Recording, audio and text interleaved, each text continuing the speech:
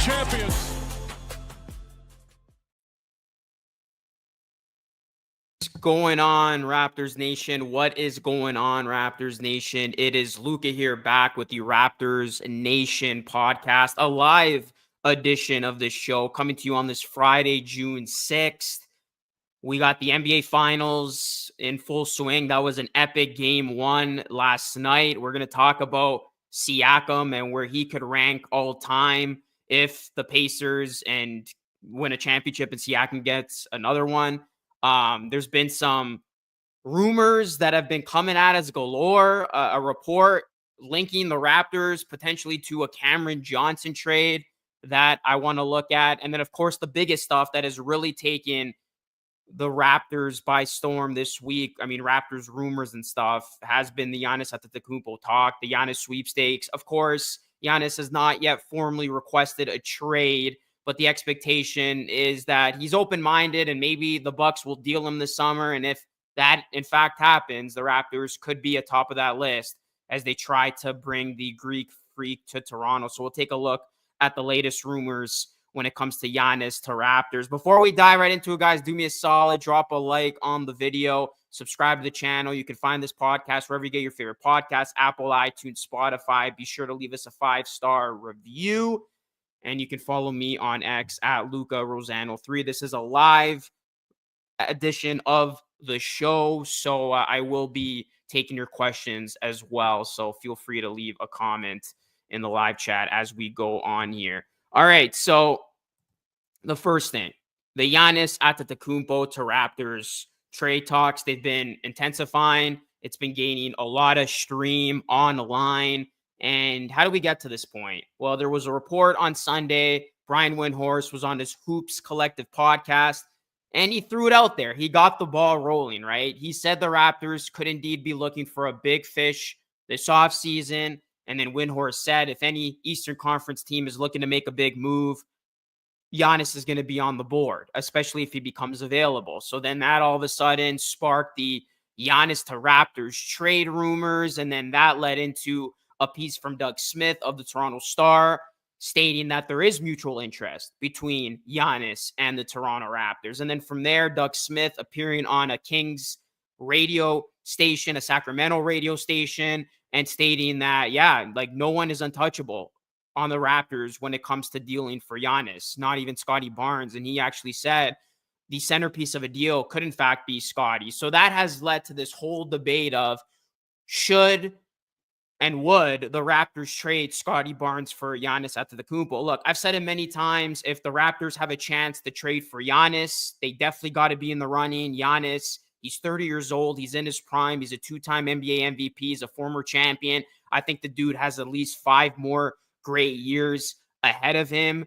And you look at Masai's linkage to Giannis. This is a guy who he's wanted all along, over a decade. You know, there's that crazy viral footage back in 2013 that sees, you know, Masai and Bobby Webster in the behind the draft scenes process trying to trade into the first round because they wanted Giannis, but that obviously fell through. So we know Masai wants Giannis. He helped him start his NBA career. He helped him get that citizenship. There's that very big relationship that makes you think there's a lot of legs to this story. Like if Giannis becomes available, the Raptors will be a part of those conversations.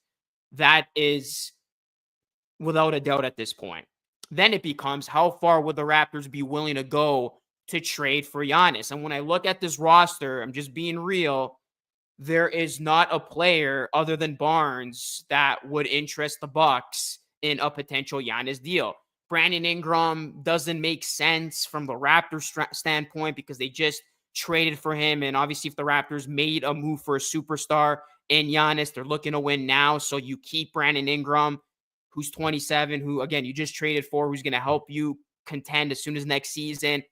And then I know fans want to run with the narrative, oh, maybe the Raptors can get away with them in a Emmanuel Quickley or RJ Barrett package. That OG Anunoby package is not going to get you Giannis. Even if you throw like Walter, Dick, and Abaji to that, I just don't see the Bucks wanting anybody on the Raptors unless his name is Scotty Barnes. And that's what gets a deal done here. Like, it's Scotty Barnes. Like, if you're the Bucks and you're looking to rebuild and you're looking to go into the next iteration of your franchise, you want a young star back for Giannis, and you want multiple first round picks. And the Raptors can make a very compelling trade offer, arguably the best.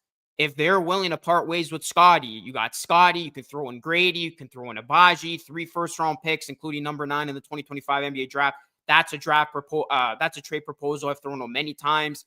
That, I think, can get it done. And that beats out a lot of other offers, because you look at the Spurs, the best player they can offer is Stephon Castle. You look at the Rockets, the best, like, unless they're willing to part ways with Şengün, but even if they try to part ways with Şengün or Jalen Green, like, he's an all-star. Like, he is above those guys. So, like, just looking at the best offer that the Bucks can get for Giannis, like, a Scotty Barnes orientated offer would be at the top of the list. Like, unless the Thunder would be willing to part ways with a J-Dub, like, let's just say the Thunder go on to lose against the Pacers, which could very well happen, especially after game 1. Maybe they're looking to part ways with J-Dub before they got to pay him big money. That would be enticing. The Knicks, there was, a report by a reporter saying that they're ready to make a tsunami offer. Maybe if they're willing to include, like, Bridges, OG, Hart, and just a bunch of pieces, yeah, that could be compelling. But I think the Raptors would definitely have one of the top offers if they're willing to include Scotty Barnes. Because, again, if you're the Bucks, you want a young, enticing player back.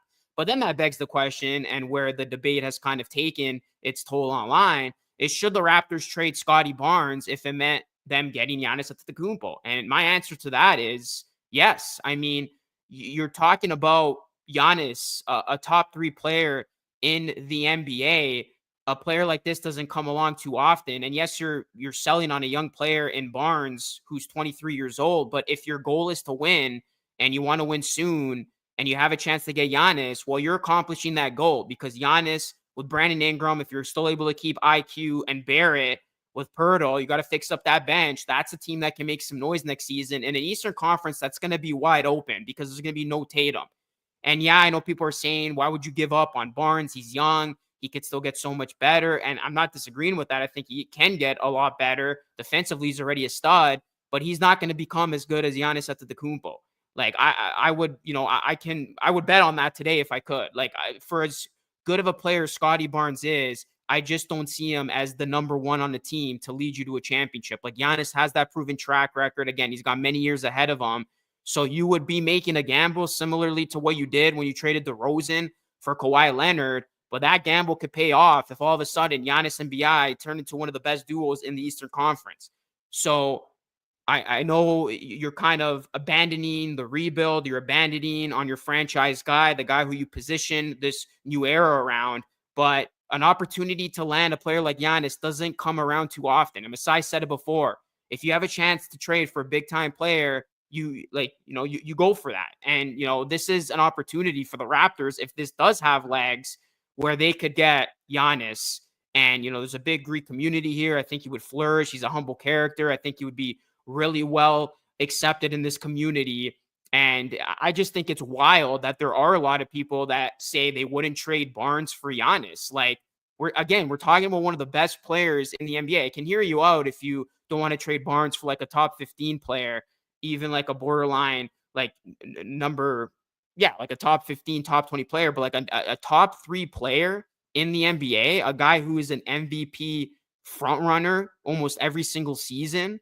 Like, that to me, it's crazy, because again, you're not able to get players like this a ton. And for as good as Scotty Barnes is, I just see him as like a complementary piece next to the guy who's going to lead you to a championship. And I just don't see if the Raptors can keep Barnes and still get Giannis. Like, if I would be shocked if the Raptors were able to get Barnes without surrendering, able to get Giannis without surrendering Barnes. I would be very, very shocked, because I just think that's the only way a deal gets done here. So I would be open to it as I propose that trade. Barnes, Abaji, Dick, 3 first-round picks. I would do that for Giannis. I think that creates excitement. That all of a sudden creates a contending team. I think the Raptors could have a big opportunity in the East next season because it is wide open. And like, what this whole league parity tells us is if you have a chance to kind of skip a couple of steps and become a contender, like, you got to do it because there's an opportunity to win. Before, maybe you wanted to take the slow, methodical approach because you weren't going to beat the super team Warriors. You weren't going to beat the super team Celtics, as it appeared they were going to become that. But now the Tatum injury kind of set them back. But there's opportunity. It's wide open. OKC, they've shown that they can be beaten. There's no like juggernaut that tells you like, yeah, even if we put this team together, we'd have no shot against that team. Like, there's no team like that right now in the NBA. Everybody's got a fair shot if you have the roster. So that's why I'm pretty inclined to this. And yeah, like, let me know in the chat. Would you trade Scotty Barnes? What do you think it would take? And do you think Giannis with the Raptors, if you lose Barnes, is enough to get over the top? Sean says, if we could get Giannis without giving up Barnes, then fantastic. I would say go for it, but I don't want to turn to the Clippers when they trade SGA away for Paul George. Now, Clippers, well, that's a big scenario in comparison because like SGA ended up being an MVP, and now we see how great of a player he is. Can you confidently say that Barnes is going to turn into that? Like, SGA is the second best player in the NBA. Like, I don't see Scotty Barnes being a top 5 player in the NBA. I just don't. So it happens. Like, when you trade a young player, they can become special. But we've seen 4 seasons of Scotty. Like, when they traded SGA, he was really early into his career. When you see 4 years of Scotty, we haven't really seen enough that tells you this guy's going to be a bona fide top 5 player, let alone a top 3 player and an MVP. Like, we haven't seen that. Like, we've seen he can become a defensive player of the year, but just the overall game tells you that he won't be on Shea's level from what we've seen so far. So, like, again, Shea, yeah, like, that was a horrible trade for them at the time, but PG is no Giannis. And that was way early into Shea's career where, yeah, you did make a gamble and that just panned out for the Thunder wonderfully. I wouldn't see that being a situation in this Barnes for Giannis trade because you're getting an MVP player. Like, Paul George never won an MVP. And you're trading a guy who you do have a lot of seasons under his belt to see what kind of player he is. And I just don't see that trajectory that leads you to think that he's going to be a top 5 player. So that's why I'd be inclined to a deal like that. Again, if it's for Giannis, like, if you're trying to trade for like a top 15 guy, like, I can't think of the name off the top of my head. I don't know, like J-Dub, for instance. He made all NBA. Like, I'm not trading for J-Dub, but like, we're talking about like a guy who's a top 3 player. And I don't see that huge decline in Giannis's game until he becomes like 35. Like, so you're going to have that window. That window is not going to be shorter. You're going to actually have a window because then, like, I believe that Masai would would be able to re-sign him, keep him here. And we got to think too, guys, there's a lot of pressure, I think, with Masai Ujiri to do something big, to actually have the Raptors become a winner next season, because this is the final year of his contract. And, we saw what happened with the whole Shanahan situation, with MLSC. Like, I think there's pressure that Masai, like, there's no more patience. Like, there's no more like, hey, we have another season to lose. Let's just go out there and see what the young guys can do. Like, looking around the NBA, there's an opportunity to win. The Raptors haven't won in a while. And I feel like it's really irking Masai that like former Raptors have had success in the playoffs. OG Eastern Conference Finals. Siakam's on the verge of maybe winning another one. So, like, I think there's that pressure and there's just that urge from Masai where if there's an opportunity for him to make a big trade like he did in 2018 for Kawhi, I think he's going to do it this summer because he wants to put this team back in a position to win. There's no more waiting it out. Like, I think he's eager to get the Raptors back into a position where they can compete and they can contend in an East that will be open.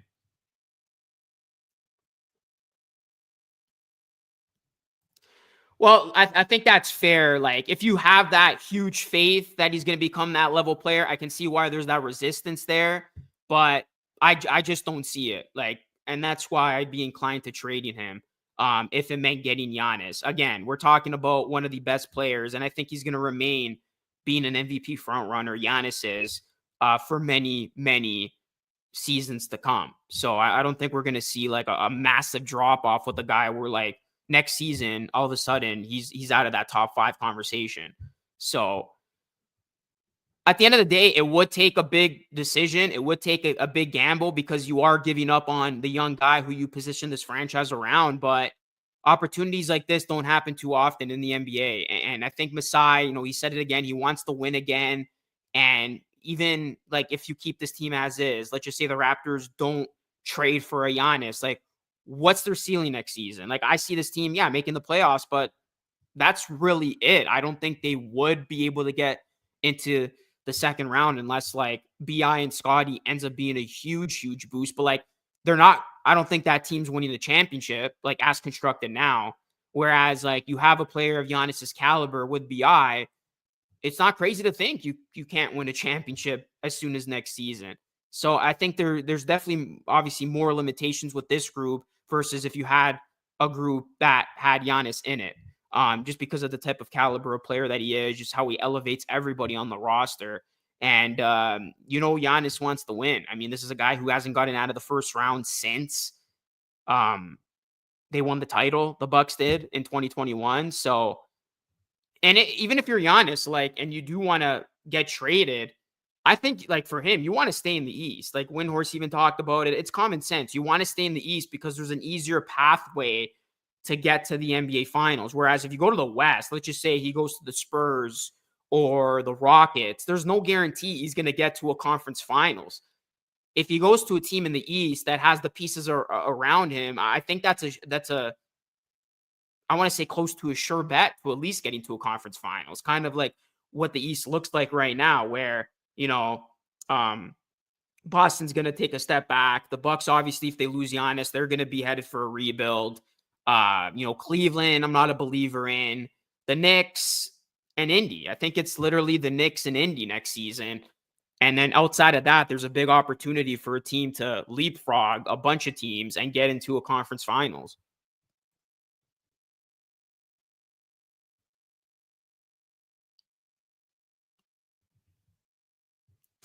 No, again, I disagree. You're comparing a top 5 guy to Siakam, who he's having a good postseason, but Siakam's a top 25 player. So I think we'll get to Siakam in just a minute here, Sean. But yeah, I think it's just totally two different narratives.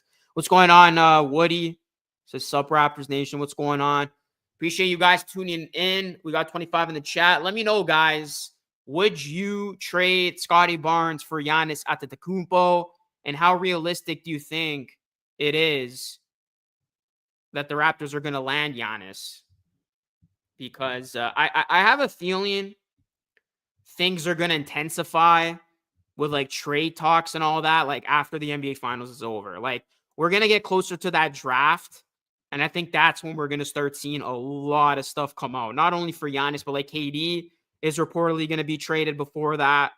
So I think it is going to be a frenzy with NBA trades and NBA player movement, as I think a lot of teams are going to be looking at the parity that is the NBA right now and thinking to themselves, hey, we got a chance to win.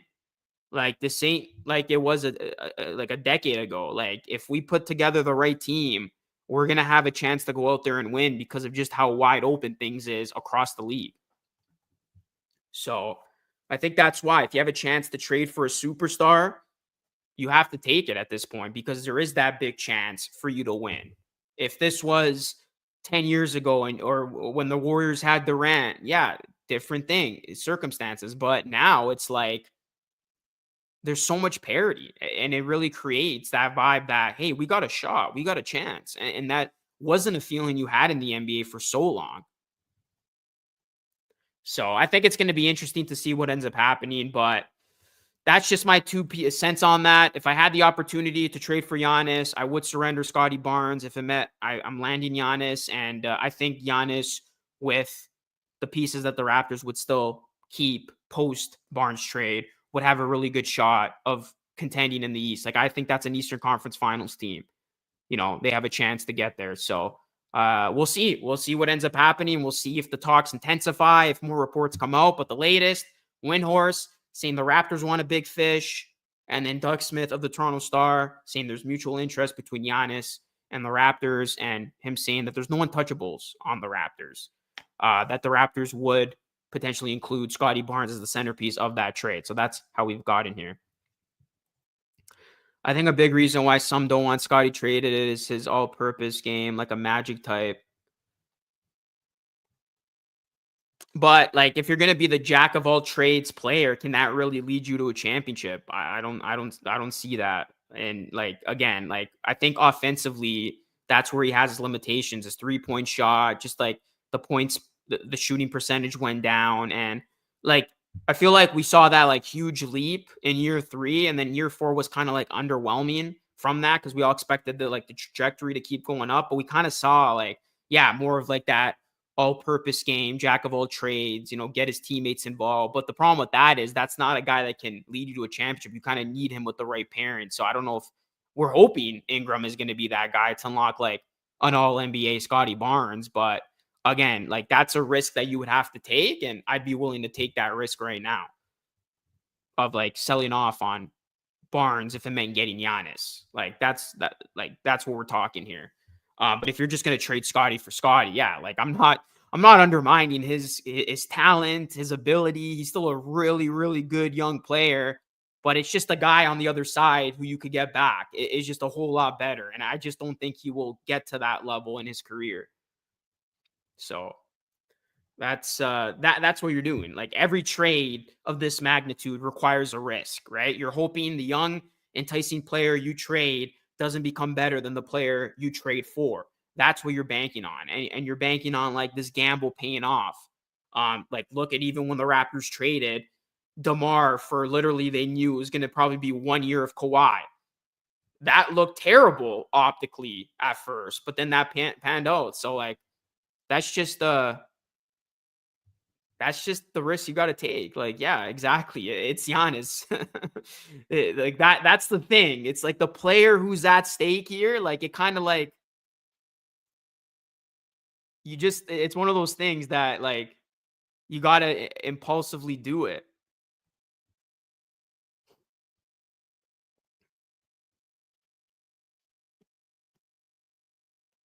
So why do you think it doesn't make sense? And T-Man says, I agree with Sean. Siakam is almost on the same level as the so-called superstar. I disagree. I think the reason why Siakam is so valuable, so good, is because he's playing next to Halliburton, who I think is a superstar. I know there's the pundit saying he's not, but like, look how clutch Halliburton has been. And why was Siakam so valuable in the Raptors? Because he had a clutch player, a go-to player in Kawhi Leonard. That's what makes Siakam amazing. I always said it, like, the reason why Siakam didn't work in Toronto is because he was that second option and the Raptors lacked that first option. I know people are like complaining, oh, the Raptors should have kept Siakam, but that core, that group that you had to pay a lot, by the way, you would have been locked into that grouping, weren't the right pieces with each other. Like the Raptors had nobody near Halliburton's skill set and level post Kawhi. Like Fred and Anunoby, those are not guys that are going to do what Halliburton's doing. So like a player like Halliburton doesn't come around too often either. So it's like situationally, this was the best spot for Siakam. And he's better suited as kind of like that co-star where he's going to put up his numbers. He's going to do a lot of the foundation building, but he's not the guy who you're giving the ball to late in games. That's Halliburton. And it's worked out wonderfully. Unfortunately for the Raptors, they didn't have that. And that's why they kind of just like threw Siakam into that number one role, hoping it would work. And it never did because, I mean, you had Fred and Anunoby to play alongside. So those are not ideal guys you need next to Siakam. And that's why I credit Indiana. They knew what they had in Halliburton, and they're like, we got to go get him his sidekick, his co-star right now. And they did. And they have just worked brilliantly together.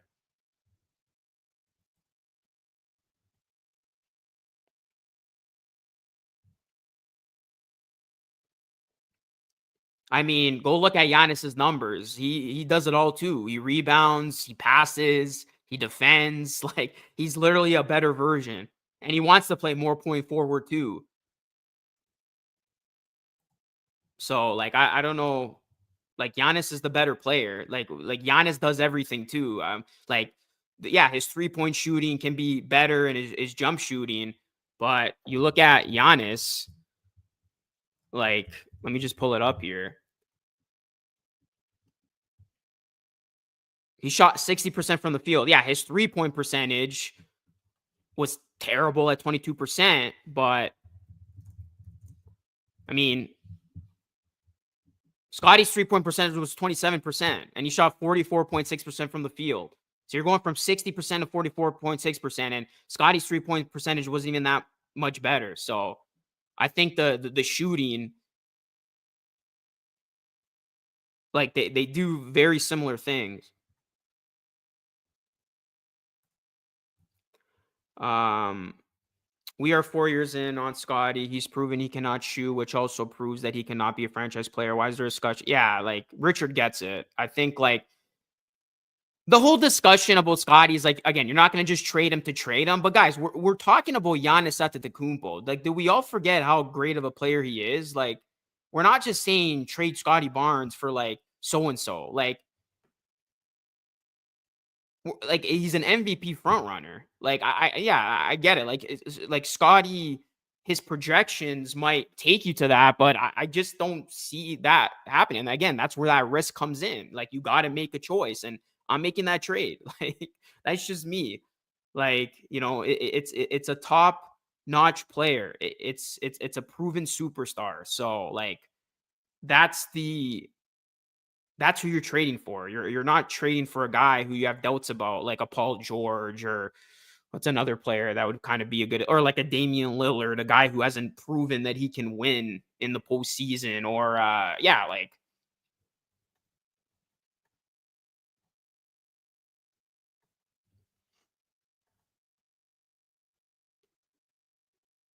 so. We'll see. We'll see what happens with that, guys. But let me know. Would you trade Scotty for Giannis if you were the GM? And would you pull the trigger on that? I do have some other stuff I want to get into today, and then we could talk about some other questions. Cam Johnson to the Raptors. He's been linked. I found this was interesting because the Nets are reportedly exploring trade packages that would include Cam Johnson and the number 19 pick in exchange for a higher selection in the lottery, according to Nets Daily. And the Raptors have actually emerged as a potential trade partner along with the Houston Rockets and number 10. So immediately where my mind goes here is an RJ Barrett center deal, because let's just say like a possible framework of a deal would involve sending RJ Barrett and the number 9 pick to Brooklyn in exchange for Johnson and then that number 19 pick. Financially, that would actually create about like 7 million in salary cap savings for the Raptors. So that would open up more of their non-taxpayer mid-level exception and give the give the front office more flexibility. But you look at Johnson, he is the older player. He averaged 18.8 points per game this past season while shooting 39% from 3-point range and 7.2 attempts per night. And he would easily, become a starter, especially for trading RJ in this situation, as a guy who can shoot it. He's got size, mobility. He can obviously defend. Whereas Barrett, he is under contract for the next 2 seasons, 57.3 million. He averaged 21.1 points for the Raptors this past season, but kind of his limitations have been the defense and the outside shot making. And people are saying, can Brandon Ingram be a good fit in a lineup with Ingram and Barnes, where he's going to be asked to defend and hit shots and be kind of that 3-and-D type player. So if the Raptors are looking to balance out the roster a little bit more, especially with shooting, and create financial flexibility, this is an interesting move that could be on the table. And again, if the Raptors are trying to win next season, you're not like Johnson being 29 isn't going to stop you because you just traded for Brandon Ingram, who's 27. You're trying to acquire players who are going to help you win next season with the younger Scotty Barnes, because in this situation, you're not trading Barnes. You still have him with Ingram, and then maybe you get a Cameron Johnson. You have Pirtle, who's in his prime, and then Emmanuel Quickly. Like, that would be a pretty interesting 5. And again, that's a trade that, yeah, you would lose the 9th pick, but you supplement it with the 19th pick, and then you get more flexibility. So basically, you lose the better pick, but you get the better player, and you have more financial, like a little bit more financial flexibility after this. So would you do that deal if it's laid out like that? Pretty interesting, not gonna lie. Like I think the Raptors, like if they don't get a big fish per se, they could pivot to a move like this where they look to a player of like Cameron Johnson's skill set and level, where they get like a guy who can shoot, who they think is going to be a better fit with BI and Scotty, and they can trade RJ Barrett. Because I think a deal is coming this summer for the Raptors. It's just a matter of what it's going to be. Is it going to be that home run trade? Is it going to be that big fish trade, like the conversation we just entertained? Or will it be like a B-level trade where, like, yeah, you're trading an RJ Barrett to get a guy who thinks a better fit with your current team? So, I found this to be very interesting. And like, if you're the Nets, the reason why they want to get another lottery pick is maybe they want to entice the Bucks with their potential Giannis trade package. That's the reason why I could see them wanting to get, um, another lottery pick. So yeah, I found that to be very interesting. If, Cam Johnson, if he's the guy that, like, is he somebody that you would trade RJ Barrett for? Like, again, the age is on RJ's side, but you look at their numbers. I mean, RJ did have better numbers. He did have a better points per game average, but Cam Johnson, like, he was on a team that was completely tanking for the second part of the season, so he wasn't really playing a whole ton. And he did shoot 39% from three on 7.2 attempts. So I think that's the big thing there. Like, you're looking for a 3-point shooter if you are going to trade RJ Barrett. And, you look at Barrett, played 58 games, 32 minutes a night, shot 35% from the field from three. Whereas Cameron Johnson, if you look at his stats,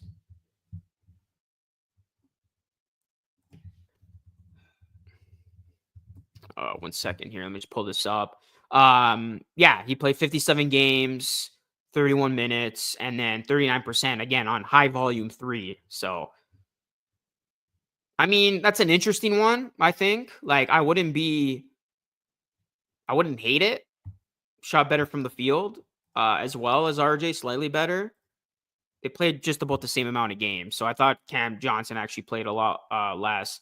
But yeah, I wouldn't hate the move if it came down to that. Because, like, I think this roster does need something. Like, I think just currently constructed, again, it has limitations. I think, like, there's going to be a trade of some sort. Is it going to be the home run, or is it going to be the double, like, when it comes to the trade that the Raptors pull off? So I found that to be quite interesting. Again, if that were to go down, I actually wouldn't mind a deal like that at all, because I think, like, that's the big if with the starting lineup is the shooting and just the fit with RJ, BI, and Scotty, which is why even when they traded for Brandon Ingram, I thought immediately this means, like, RJ is going to be traded, especially when you take into consideration the whole cap situation. The Raptors are going to be a tax team. So yeah, I mean, if you can in theory get better and get more financial flexibility and you trade away the better pick, I think that would be worth it in this situation if you're looking to take a giant step next season. So that would be an interesting trade. But let me know your thoughts, guys, in the chat. Would you trade RJ Barrett and number 9 for Cam Johnson and number 19? And maybe at 19, you can still end up getting a nice bench piece, because Cam Johnson in this scenario would slide into your starting five. You would have Quickly, Cam Johnson, Ingram, Scotty Barnes, and Jakob Poeltl. That's not too bad at all. That could be a team that could go out there and definitely be a playoff team, top 6, number 6. So we'll see what happens with that. But I want to end with Pascal Siakam, guys, in today's show. He has just been super, super valuable for the Indiana Pacers. And I mean, this Pacers run has been electric, like, unbelievable. I can't believe the Pacers pulled it off again. Like, I'm watching that game and I start to see the Pacers hit some shots in the fourth. I'm like, there's no way they're doing this again, are they? And then, like, Toppin started hitting the shots. And then you see Nembhard hit that epic three. I think it was over Shea. And then Siakam gets the block, gets the big bucket on the other end. Everything went perfect for the Indiana Pacers in that final, 4 minutes, down by 9 with like 2:50 left. And they did it again. The Indiana Pacers magic struck again. Siakam actually led all scorers with 19. He had 19 and 10. And then Halliburton was the hero. He did it again. Another game-winning shot. He's got 5 now in clutch time, where he's had the go-ahead bucket or a game winner. So that's just been unbelievable. That Halliburton's had 5 in a single postseason run. I think LeBron's got 8 in his career in the playoffs, and Reggie Miller had 5 in his career in the playoffs. Halliburton's got 5 in one run. Like, Halliburton has produced so many playoff moments that a superstar player won't ever see in his career. Like, that's how crazy this guy's run has been and how crazy this Pacers run has been as a whole. Like, they cannot do no wrong. And, you look at Siakam, his rise has been probably one of the best individual player rises in NBA history. Like, the dude just started playing organized basketball before he turned 18, like just before he turned 18. So this was a guy who was trying to become a priest, never picked up a basketball, started playing organized basketball around his 18th birthday. And then once he turned 18, he said, okay, let's give this basketball thing a try. Moves to the United States, goes to New Mexico State from 2013, 2016. Raptors take him 27th overall in 2016. And then, he dominates the G League, wins the championship with the 905, gets the G League Finals MVP. And then immediately when he's called up to the big club in the 2019 year, the same year the Raptors won the championship, he ends up being huge. Not only does he win Most Improved Player of the year, but of course he was a big reason why the Raptors ended up winning the championship. He was the perfect sidekick to Kawhi. He was the Robin to Kawhi's Batman. And then, he's had his all-star campaigns, never really got over the top with the Raptors. Raptors finally deal him. And then he goes to Indiana. And then in his first full season with the Pacers, he helps get the Pacers to the NBA Finals, not before winning the 2025 Eastern Conference Finals MVP, an award that a lot of people thought was going to go to Halliburton, but it went to Siakam because I thought that was the right call. Consistently, he was the better player over the course of that full 6-game series. And now he's got a chance to win another one. He led his team when 19-10. Pacers take game 1. Let's just say the Pacers win the championship. Siakam's got another championship. You could even make a case that if the Pacers go on to win the series, Siakam might end up winning Finals MVP because like Halliburton's that closer, but he didn't have a good game. Like, we all forget the fact that he didn't have a good game because he hit that game winner there at the end. But I mean, Siakam could very well win Finals MVP if the Pacers win this thing. So let's just say even if he doesn't win Finals MVP, let's just say it goes to Halliburton this time. If Siakam gets another championship, I think he's in that discussion to be a Hall of Fame player. And let me know what you guys think in the chat. Like, you would have a 2-time champion, possible NBA Finals MVP, that's still pending. A guy who's won the Most Improved Player, multiple All-Star appearances. I think that would entertain that. Like, I think he would be at least in the conversation, if not already. And like, it's even changed my opinion about where he ranks this playoff run, like with the Raptors all the time. Like, I think he's definitely, I would put him past Bosch at this point and past DeRozan. So you're probably looking at Siakam as like number 3, number 4 all the time, depending on where you rank Carter. Cause I still think like 1 and 2 is Kyle and Kawhi. But Siakam could easily be like, you can make a case for number 3, number 4. So like, yeah, like he's had a really good postseason. And, I always said it about Siakam. And like, I just think this guy's the ultimate secondary star. He's the ultimate Robin. And I know like collectively in totality, he has performed better than Halliburton. But Siakam kind of does the necessary work to get you to the end, but then he's not going to be the guy that closes the game. He's not going to be that clutch go-to scorer. We know that. It's just not in his DNA. And that's okay. Some players don't have that. Whereas he had that when he played alongside Kawhi, and he has it now playing with Halliburton. Like, you can debate if Halliburton's a superstar, but you can't ignore the fact that the guy is clutch, and he does come up big time and time again. And that's the perfect kind of player you need with Siakam. Like, he'll lead you just before the finish line, but he won't get you over the finish line. That's Siakam. But now he has a player in Halliburton like he had in Kawhi who gets you over the finish line with his clutch play. And that's why it's just been a beautiful pairing.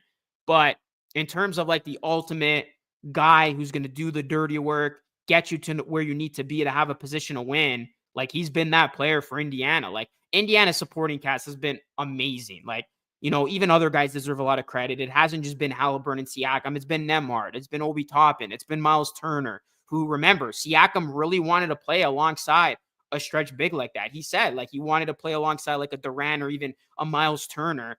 And the Raptors, they were always linked to Turner, but they never were able to pull the trigger for him because I think Indiana wanted OG at the time. So he's in his perfect environment. He has a clutch player. He's got a stretch big around him. He's got shooting around him. So this is the right environment. The Indiana Pacers have the roster that the Raptors should have had around Siakam when he was here. And again, like people are going to say, fans are going to say, oh, they should have paid him. They messed up. Like you look at the cap situation, they were not going to be able to keep all those guys. Like they would have been in cap hell if they had to pay Fred what he got paid, OG, Siakam, and then Barnes, who, you know, after he got out of his rookie deal. Like that team would have just been a treadmill team because, like, again, the pieces didn't fit. It didn't work. I always thought if you wanted to win with Siakam, you had to part ways with Scotty Barnes. You had to trade the youth for a win now move because remember, Kevin Durant's name was brought up at that time and Barnes had just won Rookie of the Year. So I agree with that move at the time. You weren't going to part ways with a guy who just won you the Rookie of the Year for Durant. But if the Raptors seriously wanted to maximize the Siakam timeline and window, they could have traded for Durant and then you would have had Fred, Durant, Siakam. That probably wins the Raptors another title or at least gets them to another NBA Finals. So I think that's where the whole like dilemma came. It's like you had Barnes, you had Siakam. I don't think those two would have coexisted as like 1 and 2. You need Siakam with either, you know, like a star stretch big like a KD or a star point guard, which they didn't have in Fred. I know he made the All-Star team, but I'm not here to say Fred is on the same level as Halliburton because he's not. So the Raptors obviously chose the Scotty Barnes timeline and the rebuilding timeline, and that's where they're at now. But if the Raptors truly wanted to commit to the Siakam timeline and build the team around him, they would have made the necessary moves to get him a star like he has now in Halliburton, and of course the depth pieces of shooting and a stretch big that he needs to flourish. So it's easy to say it now, but just like given where that team was with the players they had to pay, the cap situation, they had to make a decision on like who are we going to keep here and like what's our direction. So obviously they chose the younger player to build around Barnes instead of building around Siakam. That's literally what it came down to. But in terms of Siakam, the success that he's had with Indiana, I mean, this is his first full season with the team and he's already in the NBA Finals. It's crazy. But yeah, I mean, I think if he wins another one, he's definitely in the conversation to be a Hall of Fame player, if not already there. So let me know, guys, if Siakam wins another championship, not even like Finals MVP, because I think if he gets the Finals MVP and the championship, he's without question a Hall of Fame player. But let's just say he just wins the championship. Is that still a no question he's a Hall of Fame player in your eyes? So let me know your thoughts on that. But hey, I'm rooting for the Pacers. I don't like the Thunder. I think Halliburton's been a great story.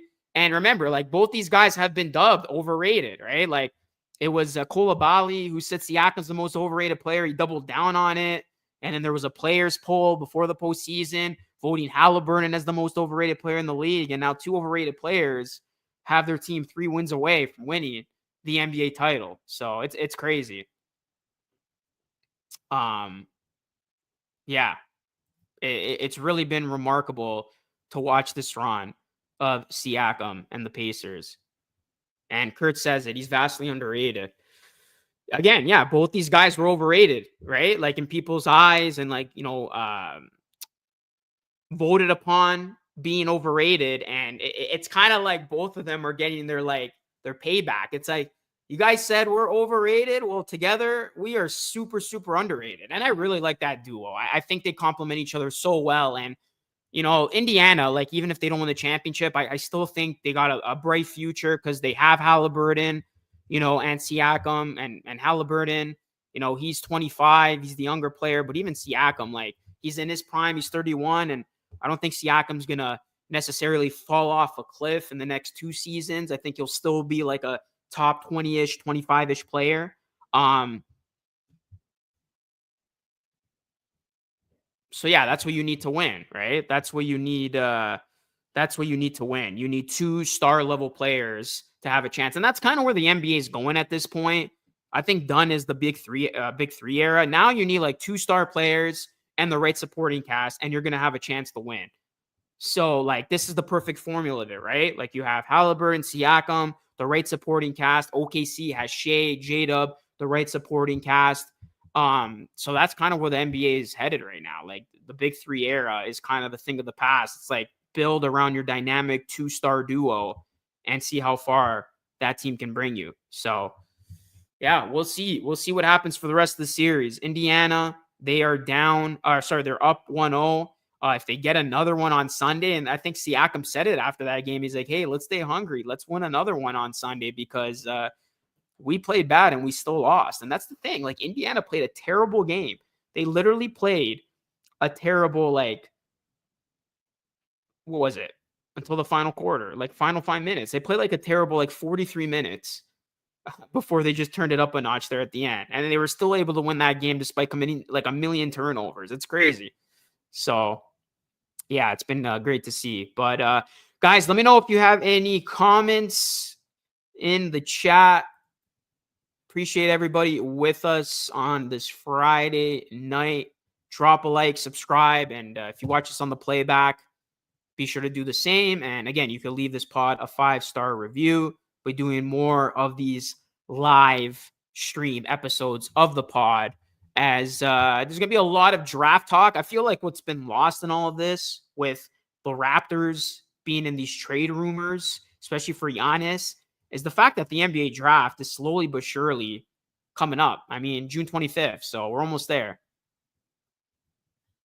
So yeah, we'll get into more draft talk as we get closer to that. You know, some potential names the Raptors can take. Who are they going to target? Assuming they keep number 9, it's not used in the trade. We've now seen 2 trade scenarios where they could use number 9 in the trade, whether that's for a Giannis trade or a Cameron Johnson trade. But if the Raptors do end up picking, it'll be interesting to see who they go with. There's been a lot of names linked to them. So yeah, we'll see. We'll see who the Raptors end up drafting if indeed they keep that pick. But guys, really appreciate all of you for tuning in for this live stream edition of the Raptors Nation podcast. Let me know your thoughts to all the topics talked about today in the comment section down below. Be sure to drop a like on the video and subscribe to the channel if you are new, and go and follow me on X if you aren't already at Luca Rosano 3. Appreciate all of you. Have yourselves a great rest of the day and weekend. This is Lucas signing off. Until next time, stay safe.